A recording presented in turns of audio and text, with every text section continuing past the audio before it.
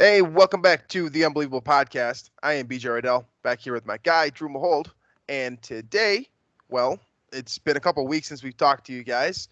Hopefully, you've been staying safe and healthy over the past couple weeks. And we're back here to talk some Vikings football today with you guys. So, uh, main development is Dalvin Cook, and his contract negotiations have hit an impasse as we thought may happen.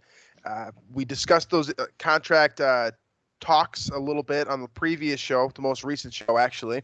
And today we're going to kind of elaborate on what's going on, how those negotiations have changed, how our thoughts and feelings have changed about that, and whether or not we think a deal with Dalvin Cook can ultimately get done given the circumstances. So that'll be the primary meat of the show today, and then we'll finish up with a prospect discussion on new cornerback Jeff Gladney, and that'll be the show for today. So let's get things going here right away, starting with Dalvin Cook, like I said. So the biggest change that we've seen is that we finally have actual numbers to look at with regard to Dalvin Cook.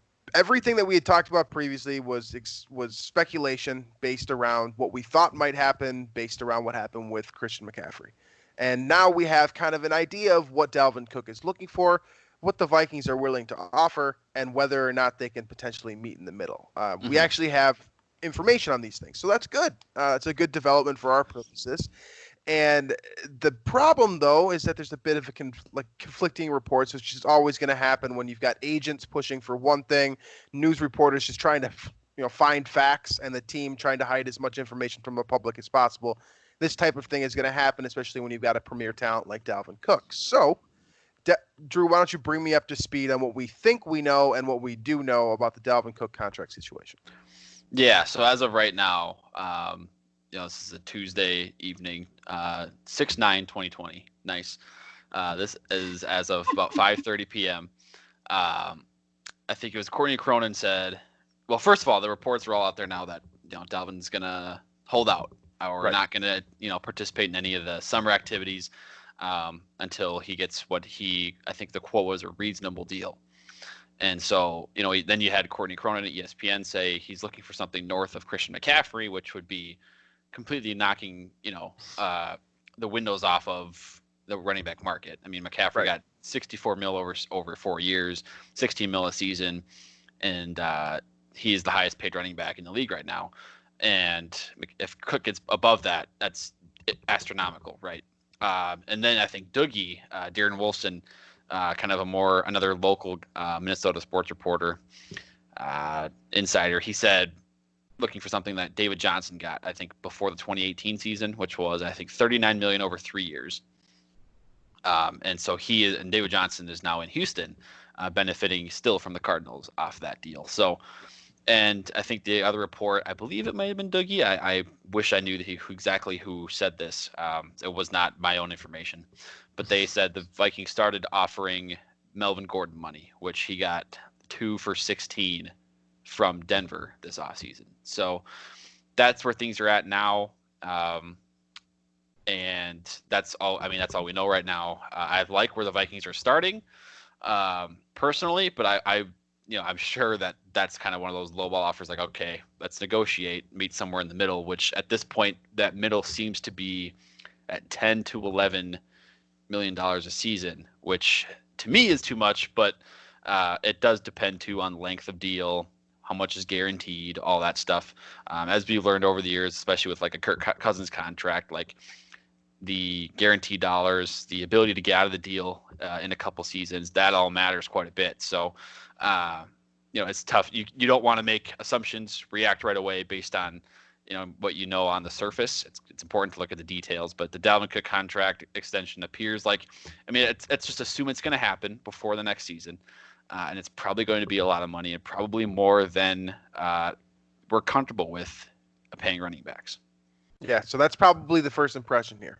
Just what you just said right there is that the Vikings are going to probably end up paying Dalvin Cook more money than I believe the vast majority of us deem acceptable for that position in 2020. That's probably just a reality right now. I mean, of course, I don't have any idea, but that feels like a foregone conclusion at this point. Okay, so let's break this down piece by piece, starting with what didn't come from Dalvin Cook's mouth, but what has been regurgitated, and that's he will not return to the Vikings to participate in any of these COVID-19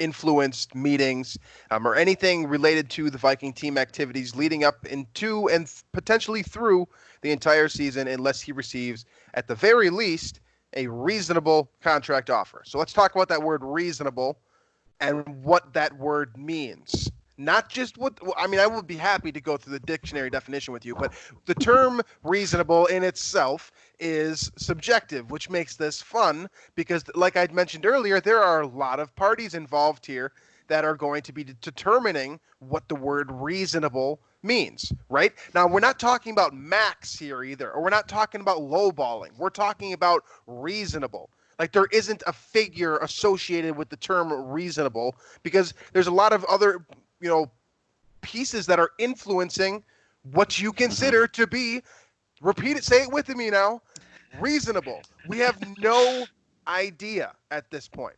Okay? So Dalvin Cook might consider a contract that is reasonable in his mind to be a top 5 contract for a running back.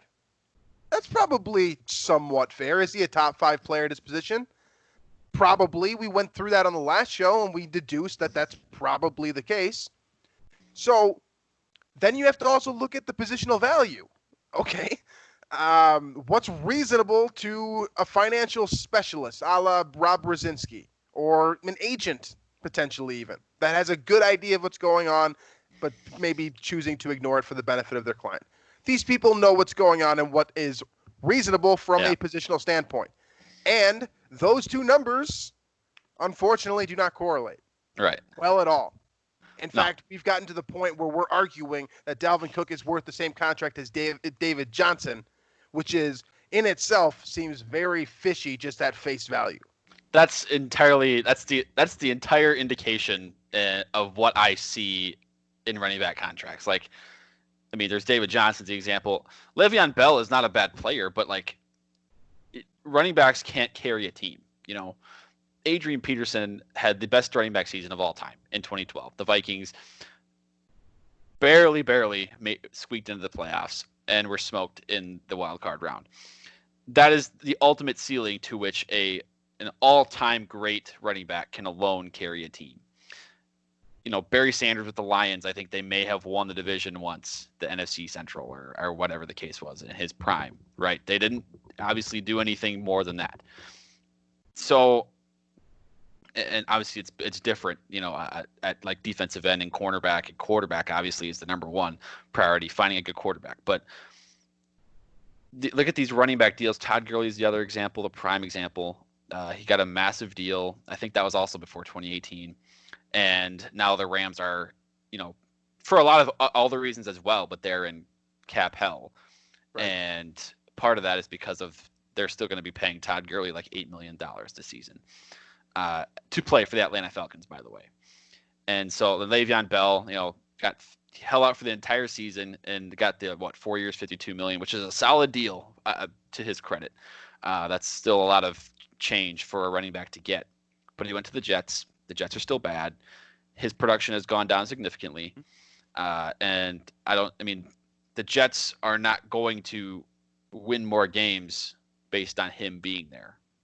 And and now there was trade rumors about them trying to get rid of Le'Veon Bell. The David Johnson trade already happened with the Cardinals. They're able to get rid of him to Houston, and somehow with that DeAndre Hopkins trade, we'll never understand how that worked out and how the Texans were able to accept that, what Bill O'Brien's thinking there. But point is, there's a lot more evidence to suggest that these huge contracts running backs don't work and are not valuable to your team moving forward than the vice versa, than the flip side. So we have yet to see it exactly for sure pan out with Zeke Elliott in terms of what do you get, 6 years, $90 million or something insane absurd like that. Yeah. But, they didn't make the playoffs last season. They can't pay their quarterback now. They have not given Dak Prescott his franchise quarterback contract, which, again, if you're going to pay one position or the other, quarterback seems like the one that you'd want to pay and keep on your team long-term versus running back. They haven't been able to do that yet. I would imagine Zeke's deal is part of the holdup there. So I'm always going to be hesitant. And again, it's not against Dalvin Cook, the player, relative to his position. He is, as we said last show, he's a top 5 player at his position. But I look at what the Chargers did with Austin Eckler, and I think that's exactly what something like that. Obviously, I think Dalvin Cook's a better player than Austin Eckler, but the Chargers got him for 24, I think, like $6 million a year. Eckler is one of the top 10 running backs in the league in terms of elusiveness too. If you look at elusiveness rating, making players miss, he is up there among the best. He can catch the ball out of the backfield. He can run between the tackles. That is what I love that deal for the Chargers, getting a guy like that who's reliable, effective all over the field. And I would imagine if the Vikings can get something like that, 4 for maybe 30, 4 for 32, or 3 for 25 even, something like that is what I would do or try to offer him on the Vikings. And then anything more than that, I'm kind of saying, no, we're not gonna, we're gonna let you play out in 2020, or hold out if you want to, and then we'll let you walk.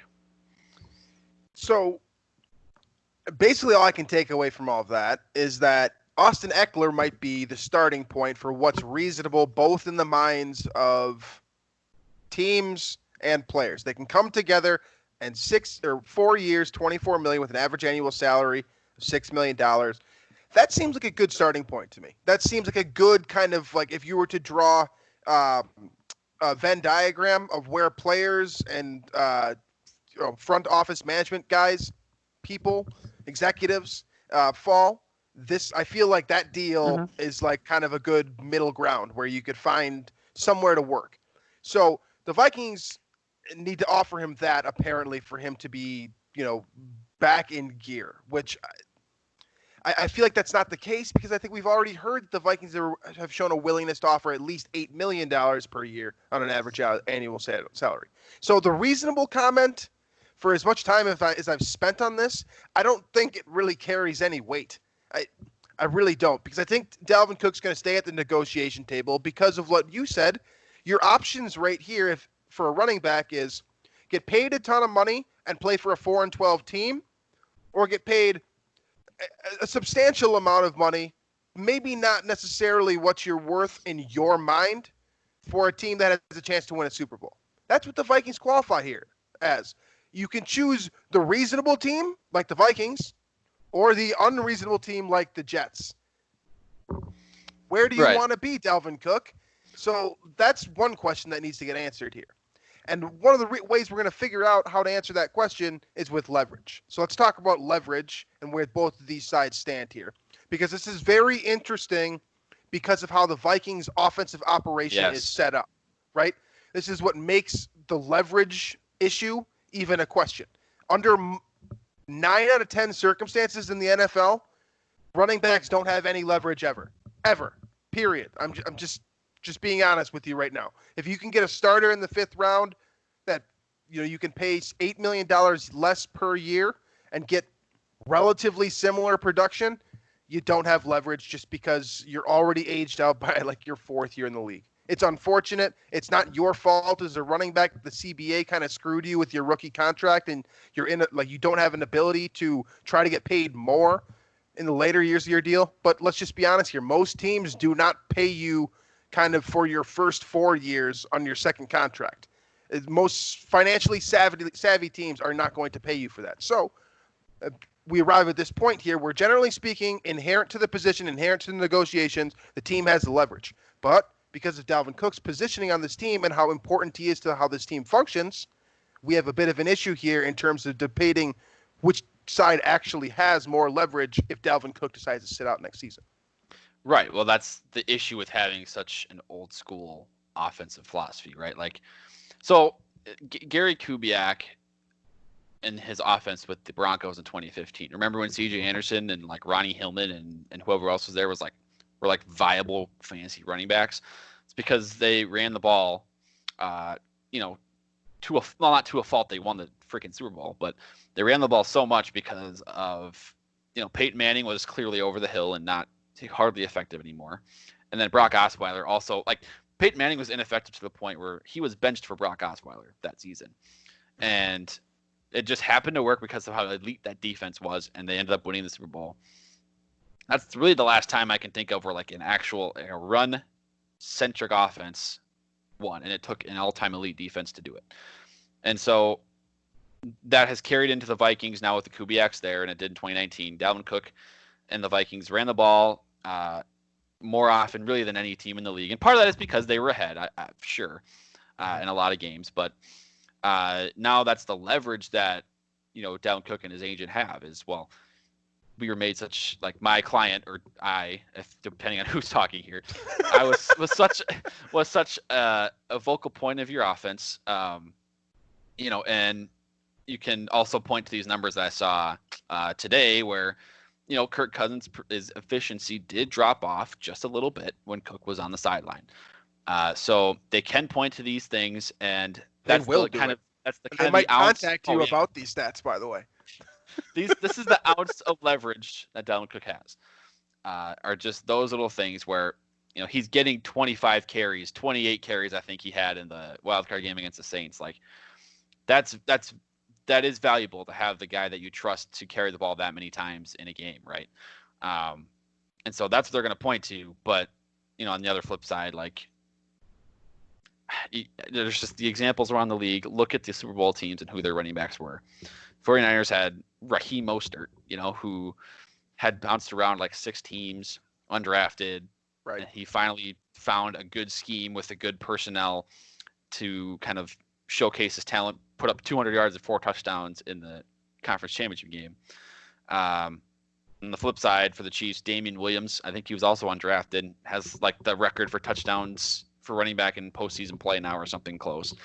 So like there's just so much evidence to suggest that running back performance is based more on scheme, on the personnel, the situation you're in, rather than one's own ability. And so that's what they're going to point to. Again, the Vikings have the leverage here also. One more thing I didn't even mention is Cook's health, right? Because that's the worst thing I looked at when I saw, he's looking for something north of McCaffrey. Well, that's already not happening because McCaffrey has been completely healthy for 3 seasons, put up 1,000 yards and rushing and receiving last year, completely healthy, no problems there. Cook, obviously not the case. So there's a lot of evidence, it's just a lot of leverage on the Vikings side here, in my opinion, rather than what Dalvin has. He has a couple of, efficiency numbers, so to speak, measures against Cousins.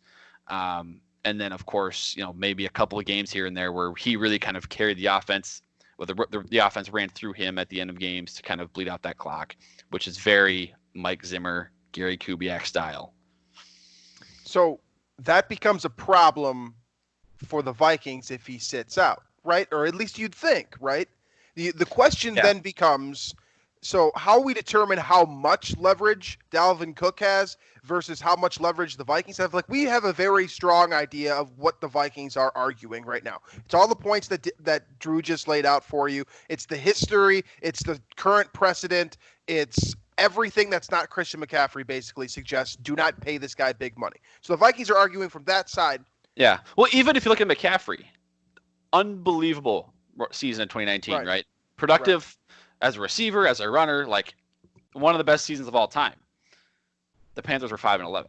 So how much does an elite running back actually help your team win? I mean, you need the other pieces around the running back are far more important, and it just shows time and time again.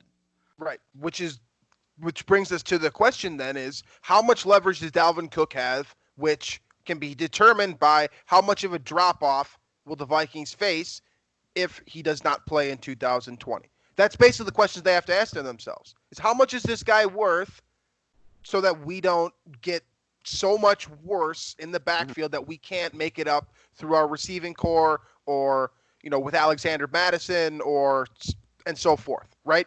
That's the question the Vikings need to ask themselves. And I know I'm simplifying it. I know there's a lot more that goes into it than just that simple question, but ultimately everything that you're going to come up with, that you're going to kind of put together to arrive at your decision, is going to answer that one question. And the simple answer, kind of the non-think tank answer, is that Alexander Madison is pretty good. I love Dalvin Cook. He's a lot of fun to watch, and I really enjoy him just as a character on this team. He's one of my favorite players. But if you're looking at this objectively speaking, Alexander Madison was pretty efficient as well. The Vikings made a mistake by not drafting a running back, I think, looking at this situation now, because what's behind Alexander Madison does not look great based off of what we know. But that being said, if you feel like Madison entering year 2, which for a lot of running backs is kind of the beginning of their prime of their entire career, if you feel like he can give you 1,000, 1,200 yards, and then you think, okay, well, we can air it out a little bit more than we did last year, Dalvin Cook's value drops off of a cliff just because of the system itself. If you feel like you can adjust the system just enough where Madison can be a piece, like an important piece, but not the piece of your offense, the Vikings are capable of doing that. They can. We've seen so many teams revolutionize their offenses because of situations like this. I mean, do you think, like the Saints, for example, think of all those years when the New Orleans Saints were in cap hell? I'm not saying it was a result of the running back position being paid very highly in that organization, but they adapted by not paying running backs a ton of money. They let guys like Reggie Bush walk. They let guys like, Deuce McAllister walk. And that became this air-centric offense passing through. If you want to go way back, Ricky Williams too. Yeah, they just never did, and they evolved. So I'm not saying this is a 1 year, overnight thing. Like you can just snap your fingers and all of a sudden you've got a Hall of Fame quarterback throwing for 5,000 yards. But these are changes that you can make if you don't believe you want to pay a guy $13, $14, $15 million a year. And the more you think about it in your head, does it not seem just straight up unreasonable to pay a position that much money after it's been proven time and time again? Like it's the divorce argument. I remember there's Bill Burr, a comedian, one of my favorite comedians, made this joke, right, about divorce, saying if I told you that you're going to jump out of an airplane and there's a 50% chance that the airbag or that your bag isn't going to go off and you're going to plummet to the earth and die, would you still do it? Okay, it's funny, but in this situation here, it's even higher than the 50% divorce rate.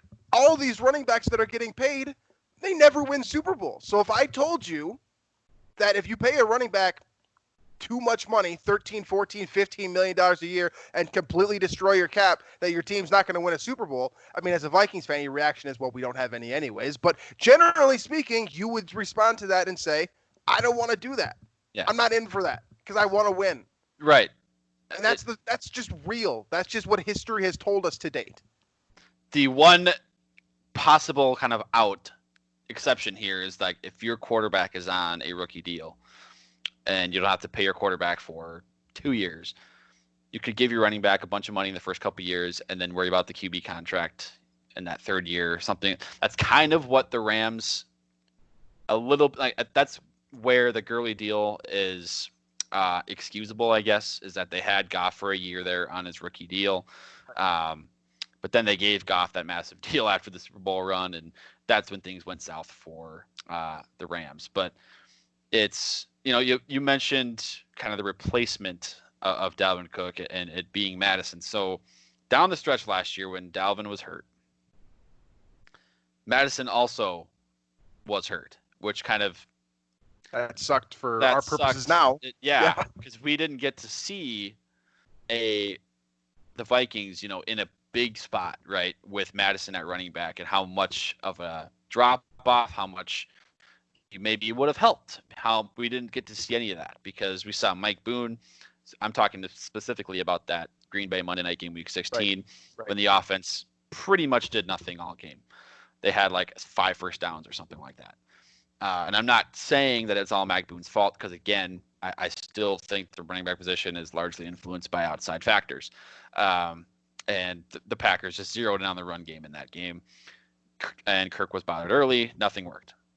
Now, if maybe Madison in that game, things are different. Maybe maybe the pass game is more efficient if they zone in on Madison and play action. I don't know. I don't remember exactly how that game went in terms of the schemes that Green Bay used to stop Minnesota. But that's one thing, too, that Dalvin can use now is, like that game in particular, he wasn't on the field. Vikings offense was completely, bottled up for the whole game. So I don't have a I don't have a problem with Dalvin Cook at like $8 million a year. After that, I start to become questionable, and I get scared of what that deal could do to the Vikings' future. Especially now, we need to consider that the salary cap is probably going to decrease next season based on the loss of revenue that's probably going to happen here with COVID and all of that. So that's where Vikings are already in jail based on the Cousins contract with that. Now you get a running back on the books for what it would be like 12, 13 million next season, and you have very little wiggle room moving forward with anything else on your team. So kind of the final element is just that of this equation here when we're determining, again, what's reasonable here. For the Vikings, a factor in determining that piece right there is the question of you can do it, but should you, right? So the Vikings' current situation, it's not great. It's not like they're flooded with cash, but the Vikings can do a deal in the $10-ish million per year range if they want to. They can figure out a situation in which ultimately the average annual salary is in, 10, 11, $12 million range. They can do that. That's possible. Okay? So the question becomes then, you can do this, but should you do it? And that brings us back to all the factors that we've gone through here in terms of leverage, in terms of historical precedent, in terms of medical history, all of these little different things. Should you do it? I think the answer, if we're still talking about what's reasonable, is no. That's not reasonable to pay this guy that much money.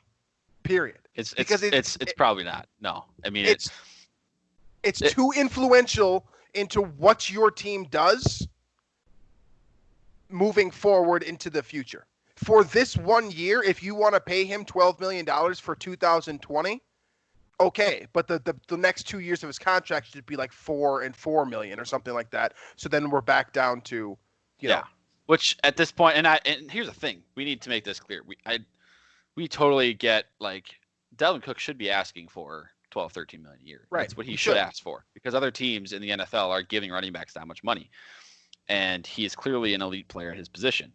And so I'm not going to fault him for asking for that money. And a lot of times too, I think I saw, it might have been Dougie, but it was another an NFL media person saying that, a lot of times in these scenarios, they're sort of rewarding these players for the past couple of seasons when they give them a contract like this. And so if the Vikings do that, if the Vikings end up making that decision to sort of quote unquote reward Dalvin for the past couple of years, fine. I don't love that, because for 2017, most of it hurt.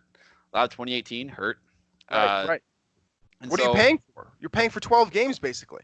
Right. And so I suppose I would understand a little bit of that, because you want to still respect the guy and give him what he's owed based on the market. But for the Vikings long term, you have to keep any running back at all. It could be McCaffrey, it could be Saquon Barkley, it could be any running back. You got to keep that money down. The risk is just too much. Because here's the other thing, like, you could rupture a knee a la Teddy Bridgewater, a la, was it that tight end Zach Miller or something? His career ended. Yeah. Alex Smith. Like, these injuries can happen, and they're much more likely to happen to somebody that's banging into big linemen every play. And that could totally wipe out your career and be done, And so that could happen to Dalvin week 3 this season, and the entire contract. He's still going to get that money, right? Or the majority of it. And that's going to kill your cap, and it's going to be a bunch of wasted money on a guy like, a running back, where that could be avoided. You just straight up, I don't want to be the team. This is my personal perception. We've now shifted into that kind of part of the argument here. I don't want to be a fan of the team that pays a running back too much money, because it's get ready for it. I mean, I think we've both accepted that it's going to happen, and we're not going to love it, because like, we love watching Dalvin Cook. He's really fun to watch, but it's awesome.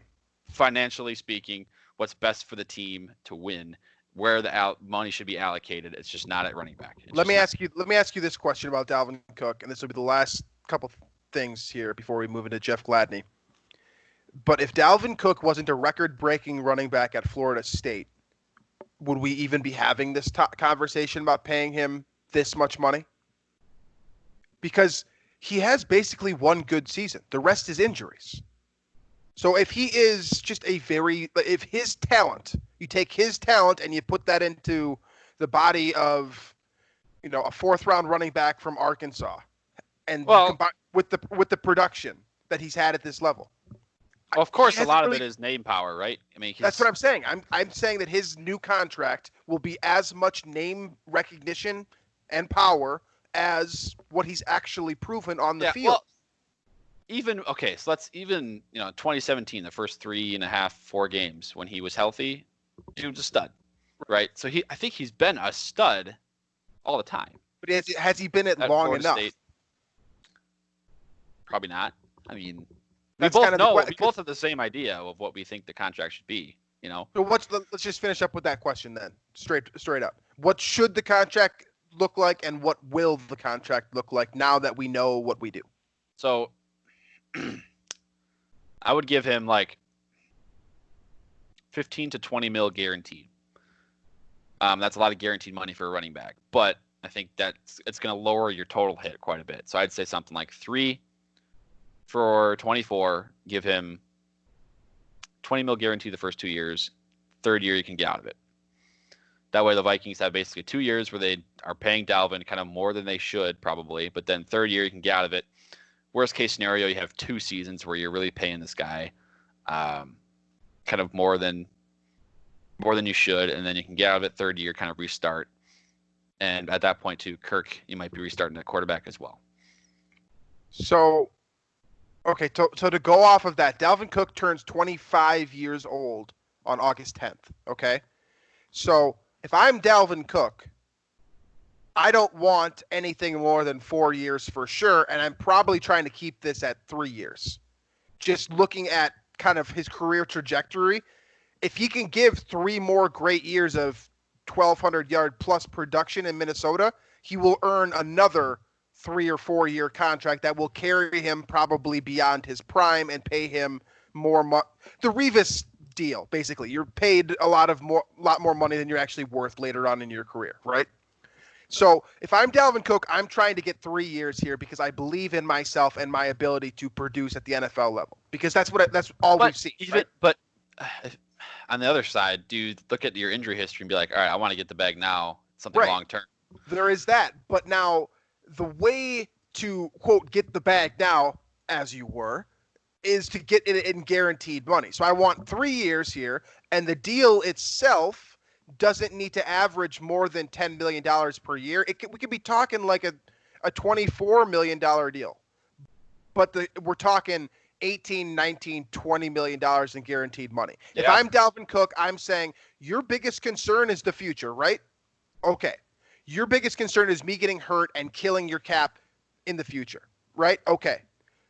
I'm going to alleviate that concern, but by doing that, I want you to give me more money for what I'm worth in this moment. That's what I'm saying if I'm Dalvin Cook. I'm asking for basically $10 or $11 million per year over the next probably 2 or 3 years, and then I'm going to see how much of that I can make guaranteed. Large portion of it guaranteed right away. Yeah. If I'm the Vikings, I want to keep it at $8 million per year. So if I'm the Vikings, I want it to be 3 years, $24 million, $12 million guaranteed. I think that's team friendly. It pays you about, it's kind of lowballing him a little bit, but that's about where, if you're the team, that's your best possible scenario. 3 for 24 for about 12. Yeah. I think you meet in the middle and you go like 3 for 27, 28, which kicks you around that 9 to 10 million mark. And then you give him somewhere between 20 and 24 guaranteed, which is unheard of. That would be ridiculous. In that the structure of that deal would allow the Vikings to get out of that before the third year, I would assume, because that's all like you said, it's alleviating the strain on the Vikings cap situation after 2 years into the future. So in 2022, when they have to deal with like Kirk's $45 million cap hit, right, you're giving the Vikings the out there, and then I think Kirk's got something similar where like it's like they save 35 mil on that. Like it's a $10 million cap hit if they cut him before 2022. So it sort of gives the Vikings, okay, 2 years here. You have Dalvin, you got Kirk, this is your offense for the next 2 seasons. Like those are your focal points. And if Dalvin can get his guaranteed money there, that can be the case. Doesn't work, injuries happen, whatever. You kind of suffer through 2021, 2022 start over, and at least that seems to make the most sense for both sides, trying to balance it out here, right? Get Dalvin what he should get based on the market, keep him around and let, the fandom, so to speak, right? The Vikings fans that love Cook, like, please them as well. And, for the Vikings, they could preserve the future while still keeping a guy who is effective in the offense in the short term. That seems to be the best. Now, it depends which perspective Cook is on. If he wants, okay, guaranteed money now, that's all I want, so I can get another deal. Or if he is, give me something for 5 years so that I can, be secure based on my injury history. I think it's going to be closer to that. I think 3 years makes the most sense for both sides. I think it's going to end up being 4 or 5. And I think it's going to average $11 million per year. That's my guess. So you're thinking like 4 for 45, 44. like, okay. Yeah, something like that. I that's what I think it will ultimately be, because what were the two averages? 16 and 8. So about 12 is that. I mean, here's the deal. I'm okay with giving Dalvin 10 to 12 in the first couple of seasons. If it's a big number in the first couple of seasons, I'm okay with that. Just give the Vikings an easy out for 2022 and 2023. As long as they can get out of a deal if they need to, from injuries or from the fact that it just doesn't work out. Like, if they win 6 games this season and 7 the next season, like, I don't want any part of his deal anymore. Why? We got to change something up, So I as long as the Vikings can get out easily before 2022 with very little penalty, I am okay with basically any deal that works out. That's kind of the big thing for me. And so that would mean the overall average value might be high, or like there might be some high guaranteed money that'll be scary right away to look at, but the structure of the deal is important, like I said, and that's what I'm looking for, is 2022 easy way out of the deal. Absolutely. All right. So our discussions with about Dalvin Cook, I imagine, will probably still continue here as we see how this negotiation process progresses. We'll go deeper into this as we know more. But for now, that's where we stand. So let's move on to Jeff Gladney here, who is the second first-round pick for the Vikings this season. He is the one that the Vikings traded back deeper into the first round in order to acquire from TCU your new cornerback and potentially a starting cornerback right away. Plenty of talent with this prospect, plenty of very good things about him, and all of these things we'll go over all kind of as we have. We'll go over the positives, of course, but our focus here is to try to find areas of flaws, areas that might be a concern playing at the professional level, whereas, maybe he had more success or got away with things at the collegiate level because of, some factor. Okay. So I think the first thing that we want to start with here is just right off the bio, the fact that he's 24 years old. Yeah, I don't like that. I don't like that either. Okay. So that's something that we've discussed previously. Okay. So when you look at Jeff Gladney and you look at kind of his progression as an athlete, how he has improved from season to season, he has gotten better every single year, right? So there is that good to it. You've seen it on film that this player has shown an ability to get better every year. Now he takes the big leap to the NFL level. It's a whole different game at his position, especially because he's somewhat undersized as well. There's going to be a lot of things that he's going to run into right off of the bat. And the problem with all of this is that he's already 24, and by the time he's 26 or 27, when he's really kind of, theoretically peaking, he's already kind of getting closer to over the hill with his age. So That's not necessarily something that's going to affect you in 2020, but that's a problem just initially off the bat, something to keep an eye on as he, gets older. The second thing here is like I just said, his size.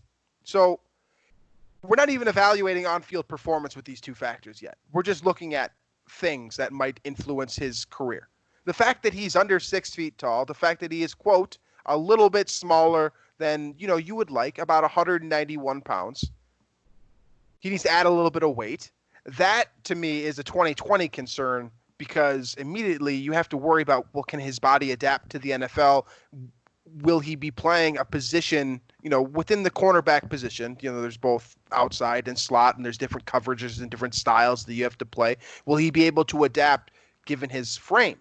His physical frame, will that be enough to get him through a rookie year? Keeping in mind, of course, he's going to take more punishment too. 16 games is different than playing, probably 10 or 11 games at TCU. So those are just off the notepad issues with Jeff Gladney. Does any of that kind of hit with you at all? Do you have a problem? Do you see any issues with this kind of the things that we can't even evaluate on tape? Well, yeah, I don't like the age. Now, I think it's important. So he's 23 now, will turn 24 this season. So this rookie season will be his age 24 season. Right. And that kind of, you almost need, okay, he's got to get off to a good start and got to do it quickly because if in his rookie deal, if he's 26 at the end of, in 2 years from now, his second season he's done and he's 26, things aren't, he's not turning out to be a reliable starter.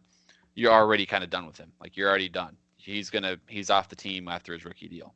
He's got a lot to prove right away. Number one there. And then I think number two, he is clearly a niche press man-to-man guy, which is good and bad. I think Zimmer loves those guys, and we're going to talk about his attitude too, and the feistiness and the aggressiveness, which is clearly a Mike Zimmer trait that he likes to have in his corners. But, when it's off coverage, I think is where Gladney could be better. I think bigger receivers also kind of will, dominate him maybe at the top of the route when they kind of do make that contact initially. I think the bigger guys can easily create that separation from him. So that is a weakness. Now, again, the Vikings aren't going to run press man all the time, but I think they do it more frequently than a lot of other teams. So in that instance, that because of that, I think that Gladney could be a good fit with the Vikings and what Mike Zimmer likes to do. So overall, again, we'll talk more about the attitude and stuff, but I think the press man skills and his ability to follow receivers from the line of scrimmage and keep them at the hip, I think is very good and will be very useful for the Vikings. All right, so we've covered the bio, right? The what's on paper, what he fills out, the forms that he fills out at the combine. We've covered that issue, okay? The next part is kind of what you're talking about. Let's talk about his attitude, and let's talk about the cerebral element of the game. That's, in my opinion, one of the most important things about playing cornerback in the NFL. I've been arguing this for going on 6 years now. 6 years, that you need to have a feisty personality. You need to have some temperament, basically, as a cornerback. There are examples, I know, of players who were quiet at the cornerback position and still played really well, like Champ Bailey. But even some of those guys, the quieter guys, had those those outbursts at one point or another in their career. It's just something that I always see. When you think of a great cornerback, you tend to think of a guy who talks trash or is a loudmouth or is just straight up, he's disruptive, not just on the field, but just socially. He's a disruptive human being when he talks. So this is a trait that I think Jeff Gladney definitely has based off of what I've seen and the interviews, I suppose, that I've caught glimpses of, or transcriptions, I should say. I haven't actually heard the guy talk, ironically enough. But he has a feisty personality, right? And he's got that want to, that effort. We've seen these kind of elements show up in a lot of. He's gritty too. He's gritty, yeah. These verbs or adjectives, I should say, have shown up quite a bit in his scouting reports. So we feel very comfortable with that. That kind of physical. Honestly, he's just a crazy football player guy. That's just he has that mentality, right? He's also cerebral though too, which I think is these pieces of being a football player that don't show up on the combine. They're so hard to evaluate because the Wonderlic doesn't tell you enough, right? Or you can't see enough from a player in a couple of interviews to really get who they are as a human being. It's just a flawed evaluation process.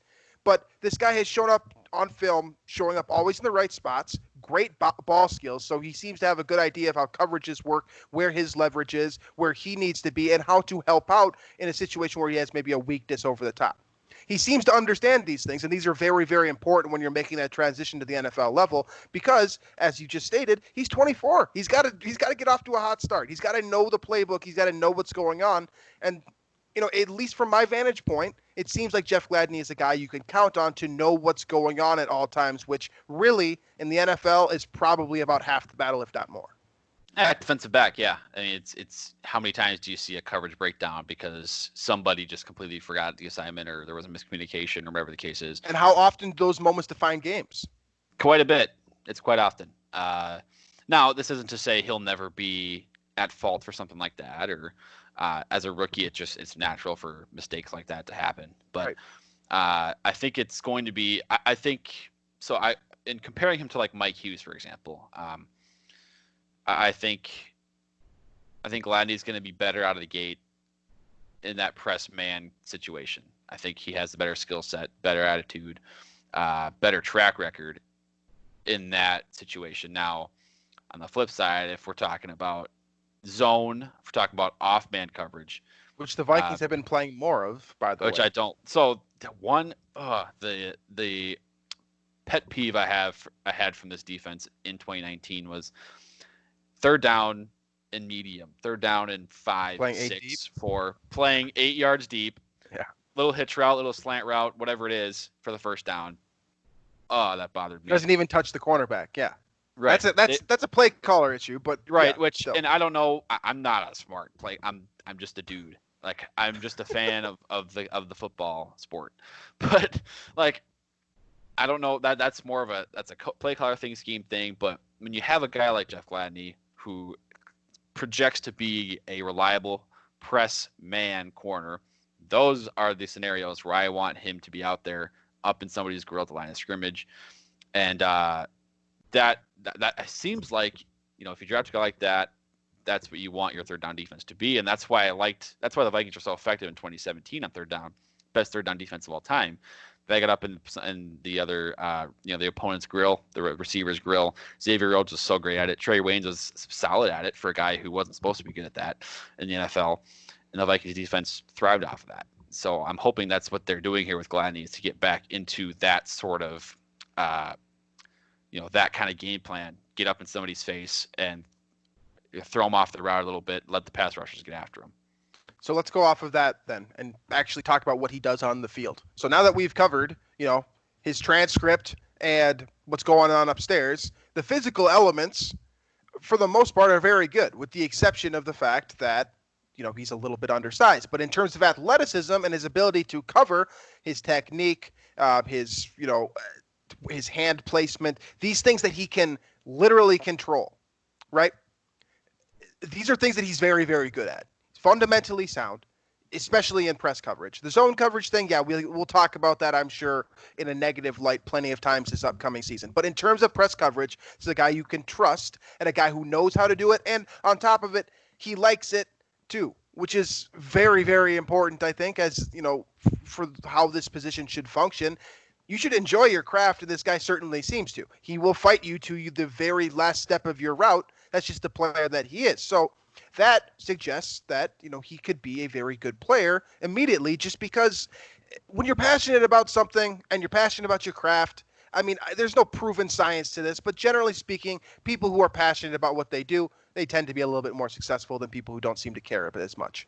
That's just kind of how the trends have worked in human life, going back to God knows when. So he's got all of these things going on, and he does them his physical ability translates very well to the NFL because he is above the standard for size, I suppose, and he is as good as anyone, basically, in terms of athleticism and his ability to cover players, especially in press coverage. Now, I think these are a couple problems that I think he's going to run into, despite the fact that he is, very savvy in his craft and his ability and how well that could potentially translate. There is the issue of grabbiness, which we seem to see from every single cornerback that Mike Zimmer drafts. I think it's because he drafts players of this nature who love to be physical at the line of scrimmage, and then all of a sudden the rules are a little bit different at the NFL level, or maybe hounded too much, or something is different, and all of a sudden you grab a jersey and you've got 15 yards or 50 yards when it's Trey Wayne sometimes. this is a problem that I think Jeff Gladney is going to experience, especially if he plays in the slot and he doesn't have leverage to work off of on the outside. And he has to try to guess. I see a guy like, even like a John Brown playing out of the slot. I see that being a problem just because you're trying to guess direction because you don't have the experience. You grab because you're a physical corner, and that's been your forte for, your entire career. I see a lot of 15-yard penalties in his future. Now, have we seen both Rhodes and Waynes grow out of this? Yeah, we have. So that's not like a future long-term issue, but it is something that I think that he'll face immediately. That, in addition to tackling and zone coverage, I think could be a problem with his size in the NFL. Granted, Antoine Winfield may be the best tackling cornerback of all time, also undersized. Well, the tape showed the tackling wasn't great. It kind of not shies away from the contact. I don't think that's him, but it just seems like he doesn't use all 5'11", 190 of his frame to the extent that he could maybe when tackling, when needing to show that physicality. A little reckless too. Sure. But I think the big problem for me is just like when he is 8 yards off, I think he's pretty beatable, or at least a little, it kind of was against better receivers in college. So that is the issue that I see. And again, if the Vikings are going to shy away from that type of thing, where they go back to a lot of man press schemes, then fine by me. Get him on the field all the time. Let him play starter snaps. But if it's off coverage stuff, we're going to need to see. I think we're going to need to see some, improvement quite a bit leading up to training camp and into the season if he's going to play a big role. And I think he's going to have to. And that's right, because there's Mike Hughes, there's Holton Hill, who may or may not be allowed suspended by that point. Yeah. So. And then you have Cameron Dantzler, who we'll talk about in a show coming up here. But he weighs maybe more than toothpick. I don't know. So right. There's growing concerns here. He's going to play. He's going to play a lot. He's going to play. I am sure he's going to have shining moments, but there are also going to be growing pains with this player. I fully expect them to come. Hey, do I want him to shut everyone down for 16 games? Yes, that would be amazing. But I totally see this rookie having a lot of... Rookie cornerbacks don't do well. Don't. That's just how it is. And he also has gambling issues. The fact that this player has gambling issues, too, is a problem for cornerbacks at the NFL level. Trying to make a name for yourself, I don't blame you. Interceptions lead to big paychecks. Marcus Peters... First couple of seasons, that's all he had. Big plays, high interception numbers. Actually got beat quite a bit. Right. Has turned that around a little bit. Obviously, now he's like an All-Pro. But that's how he played coming out, and it can work. You can turn that into something great, like he has. But he was toasted quite a bit early on in his career, and to the point where that Waynes Peters debate, lasted longer than maybe we would have expected. Yeah. Right. All right, folks. So that is our discussion on Jeff Gladney. I'm sure, as always, that we will have more to say about him as we learn more information. But for the time being, I feel like both of us are fairly comfortable, not just with the pick, but with his presence in 2020. There are going to be downsides with every NFL player, but this is one that I think we'll see more good things than bad, especially, at a position where most things are bad for the cornerback position if you hear their name called. So, I expect good things from Jeff Gladney. We'll talk more about him as we see his career develop. But for the time being, that's all we got for today. So next week, we will follow up with what's ever going on in Vikings territory. I'm sure we will get some Dalvin Cook announcement or some other issue or something will happen between now and then. And then we will continue moving forward with Ezra Cleveland will be the next prospect that we'll be talking about, the Vikings second round offensive lineman. So, thanks for listening to the show. You can find us, as always, iTunes, Stitcher, Google Play, Spotify, Daily Norseman, and then check out the rest of the Climbing the Pocket Network as well. The guys have been doing a phenomenal job there, and I expect more great content to come. So thanks for listening, folks, and we will catch you guys next week.